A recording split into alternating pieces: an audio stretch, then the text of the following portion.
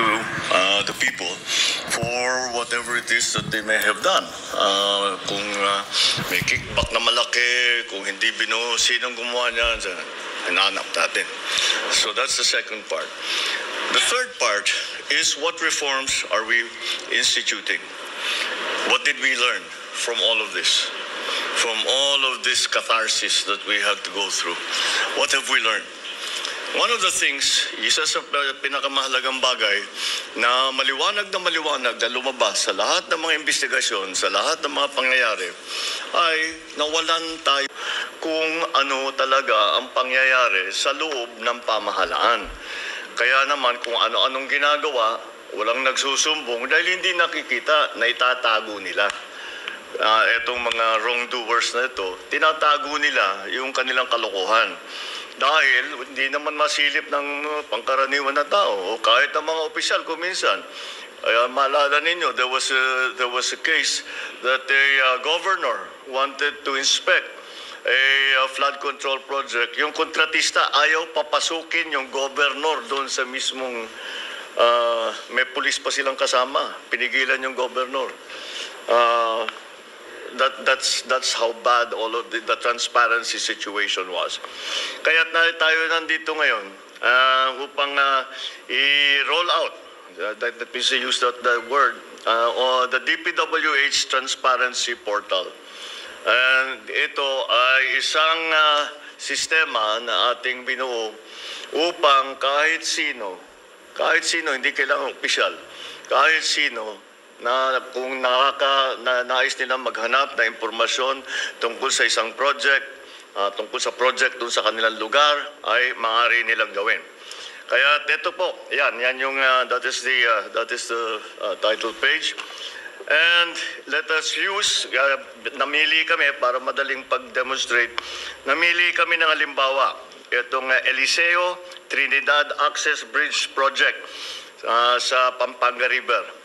Kung titignan ninyo, gamitin nyo yung search bar, makikita ninyo agad sa portal ang implementing office, ang contractor, ang halaga ng proyekto, ang accomplishment, completion date, at yung report. At agad-agad, kung meron kayong tanong, may issue tungkol sa proyektong yan, pwede niyong pindutin ang report. Yan. Kung saan maaari ninyong itag ang proyektong bilang completed, defective, duplicate, unfinished, o ghost. Kung hindi naman, pwede ninyong makita ang ibang impormasyon pa tungkol sa proyekto tulad ng location data, kung nasaan, pati may lagay natin sa mapa, ang location data, map view, at saka yung eksaktong location ng proyekto. Meron ding tab para sa procurement detail. Paano ba pinocure ang mga materials para dito? Kung saan naman makita ang approved budget para sa isang kontrata, mga petsa ng procurement activities, kailan yung mga buying dun sa mga sa gamit, kung kailan na-advertise, kailan pinabid, kailan inaward, at iba pang mga detalye ng mga kontraktor na lumahok sa bidding at ang mga winning bidder. Meron naman sa Documents tab, Documents tab naman, maaaring ma-view o ma-download ang mga ito. Ito dahil ginagawa natin full disclosure, dahil karapatan na malaman ng lahat kung paano ginagastos ang pera ng bayan. Bawat proyekto, merong geotag na photo. Saan yung photo? Yan. Geotag na photo. Geotag, ibig sabihin may location, very specific location. Mula simula, habang ginagawa, at hanggang matapos, kung may ghost project, madaling makita ito. Ito ay patunay na ang ating transparency ay may kasamang traceability. Ang isa sa pinakamagandang feature ng Transparency Portal sa pagtutulungan ng DPWH, Philippine Space Agency, at ang pribadong sektor, maaari nyo rin makita ang satellite na images. Ayan yan. Tiyakin natin na kung may makitang hindi tama o labag sa batas, aksyonan natin kaagad. Lalong-lalo na pag ito ay naituro sa atin ng ating mga kababayan.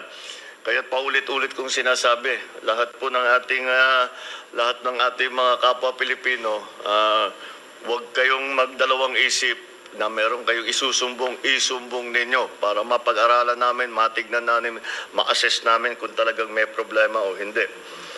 Para naman mas madali ang pagtatanong, meron tayong AI, gumagamit na tayo ng AI assistant na sasagot sa inyong specific queries sa Pilipino man o sa Ingles. Dinisenyo ito para makatiyak na kahit hindi ka techie, kahit na hindi ka technical, madaling ayusin ito. English at saka Pinoy at saka Tagalog, pwedeng gamitin ito. Halimbawa, gusto mong malaman ang mga proyekto kontra baha sa Kupang, Muntinlupa. Tutulungan tayo ng AI ng portal na makalap ng lahat ng impormasyon tungkol sa barangay na ito sa Muntinlupa. Kagaya niyan. Hindi. Ito.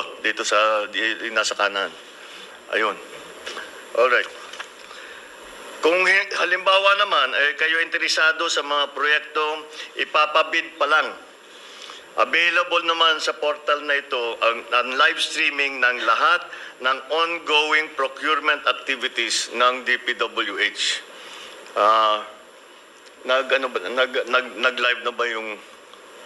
Nag-live na ba tayo dito sa... Ayan na. Kakasimula lang nito kaya tinatanong ko kung nag-live na mo. Kung nag-live na nga. Ayan, yung pwedeng manood sa mismong bidding process.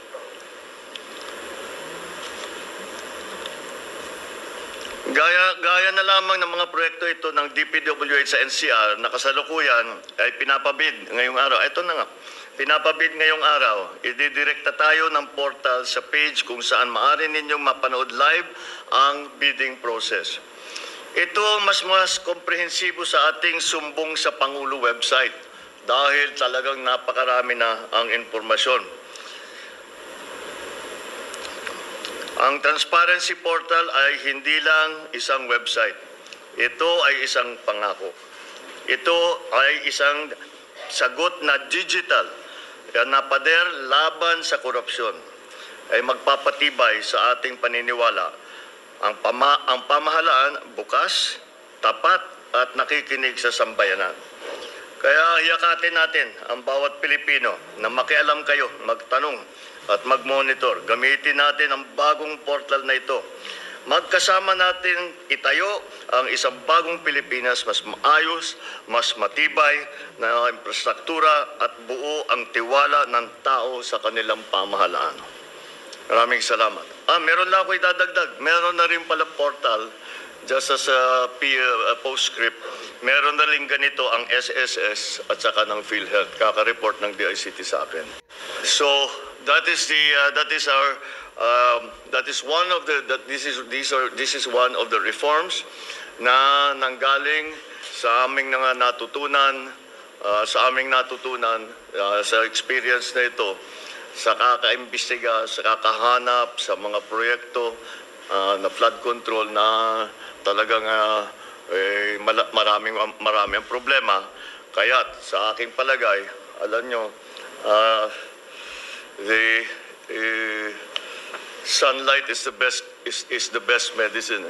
So open everything up to the sunlight because the people need to know. I hope that this will satisfy our need and our desire that with the process now that people have no faith in, na walang katiwa-tiwala ngayon ang taong bayan, hindi mo naman sila masisi, pero wala silang tiwala sa sistema ngayon, ay sana naman ito ay maibalik natin ang kumpiyansa ng ating mga kababayan sa ating pamahalaan. At I know it is just the first step, but it is just the first step. We will keep going on this. All right? Maraming salamat. Thank you. Do you have... Thank you very much, Mr. President. Ang unang tanong po, Mr. President, kay Raquel Bayan ng Radyo Pilipinas. Good afternoon po, Mr. President. Sir, yung sumbong sa Pangulo Portal naging... Dito po, sir. There you go. Oh, Apo. there. Sir, yung sumbong sa Pangulo Portal, naging effective po siya kasi may direct access po kayo doon. Kayo po mismo yung sumisilip ng mga information na dinadala doon. With this transparency portal, sir, magkakaroon rin po ba kayo ng access dito? And if not, paano po tayo makakasiguro na tama yung mga information na ilalagay dyan? Good question. Oh, tama. We have to, kasi kailangan talaga paulit-ulit natin tinitignan ito to make sure, first of all, that kasi baka mapalitan yung mga information, baka mapalitan yung mga numero, mga date, whatever it is. We will make sure, we will be constantly monitoring this. Mabuti nga na may AI na kasi that makes the job much easier. That it will make sure that the data has not, the base data has not changed. You can already program it to do it every second, di ba? So, yes, we will employ all of those tools. Ang susunod na tanong, Mr. President, related pa rin sa portal, Evelyn Quiroz.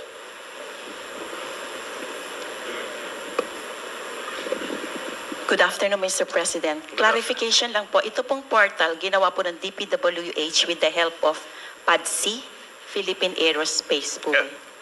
No, they came in doon sa satellite imaging. Opo. Doon yung pinipicture nung ano. Doon po sa... Oo, kasi pag may request kami na tignan itong project na ito, actually monitoring din yan eh. I don't know if you noticed, one of yung picture na pinakita namin sa iyo was a work in progress hanggang natapos. It was a flood control dike na mahaba. It started saan yun? Yung tinitingnan natin kanina. Anyway, it was one of those and that's constant naman ang monitoring yan eh. Before hindi natin ginagawa. And then, follow up po, Mr. President, pinakita po kanina dito yung actual bidding po sa isang lugar kung saan man pong DP District Office. Pero yung pre-qualification po ba, yung PBA, yung before po na actual bidding, kasama din po ba dito sa portal natin? No, because the prequel there is not sa back na lang yung pupunta. Yung sa the prequel is not done like that way. The pre-qualification is done in an office in pinag-usapan na kinokomperensya yan. So it's not useful for anybody to watch it. Pero kung merong ginagawa doon sa pre-qualification, lalabas sa bidding yan eh. Ba't yan lang ang nag-bid? Ba't nawala si ganito, si ganyan, si ganyan, si ganyan? Diba? Lalabas at lalabas yan eh. Mr.